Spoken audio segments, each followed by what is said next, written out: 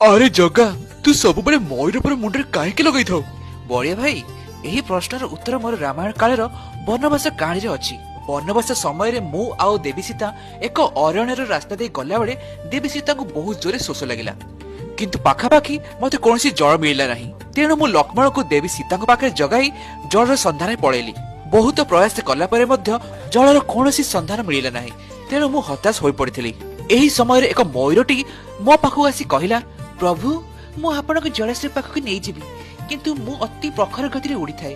तेणु आपण तो मते अनुसरण करि परिबे नाही ना। तो गोटे काम आपण करंतु, मु उड़िला बेले मोर पर झड़े झड़े माटी रे पकई पकई उड़ीबी।